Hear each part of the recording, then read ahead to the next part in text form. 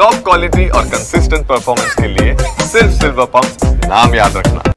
ಗರಿಷ್ಠ ಶಿಕ್ಷೆಯನ್ನ ಕೊಡಲಾಗಿದೆ. ಜೀವನ ಪರ್ಯಂತ ಜೈಲು. ಕೆಆರ್ ನಗರ ಮಹಿಳೆ ರೇಪ್ ಕೇಸ್ನಲ್ಲಿ ಪ್ರಜ್ವಲ್ಗೆ ಜೀವನ ಪರ್ಯಂತ ಜೈಲು ಶಿಕ್ಷೆ. ಜನಪ್ರತಿನಿಧಿಗಳ ವಿಶೇಷ ಕೋರ್ಟ್ನಿಂದ ಈ ಗರಿಷ್ಠ ಶಿಕ್ಷೆಯನ್ನ ಕೊಡಲಾಗಿದ್ದು, ಈ ಶಿಕ್ಷೆಯಿಂದ ತಪ್ಪಿಸಿಕೊಳ್ಳೋದಕ್ಕೆ ಈಗ ಪ್ರಜ್ವಲ್ ರೇವಣ್ಣ ಯತ್ನ ಮಾಡ್ತಿದ್ದಾರೆ. ಅಂದ್ರೆ ಮುಂದಿನ ಕಾನೂನು ಹೋರಾಟಕ್ಕೆ ಪ್ರಜ್ವಲ್ ಸಿದ್ಧತೆಯನ್ನು ಮಾಡಿಕೊಳ್ತಾ ಇದ್ದಾರೆ. ಜನಪ್ರತಿನಿಧಿಗಳ ವಿಶೇಷ ನ್ಯಾಯಾಲಯದಲ್ಲಿ ಸಿಕ್ಕಂತಹ ಶಿಕ್ಷೆ ಇದು. ಹಾಗಿದ್ರೆ ಮುಂದಿನ ದಾರಿ ಏನು? ದೋಷಿ ಎಂಬ ತೀರ್ಪಿಗೆ ತಡೆಯಾಜ್ಞೆಯನ್ನ ಕೋರೋದು ಹೈಕೋರ್ಟ್ನಲ್ಲಿ.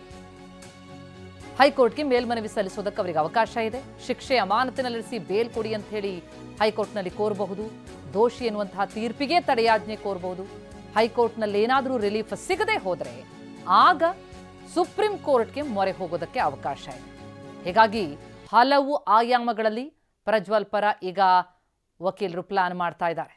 ಜೀವನ ಪರ್ಯಂತ ಜೈಲು ವಾಸ, ಕೊನೆ ಉಸಿರಿರುವವರೆಗೂ ಕೂಡ ಸೆರೆವಾಸ ಎನ್ನುವ ಗರಿಷ್ಠ ಕಠಿಣ ಶಿಕ್ಷೆಯನ್ನ ಈಗ ವಿಧಿಸಲಾಗಿರುವಂಥದ್ದು ಪ್ರಜ್ವಲ್ಗೆ.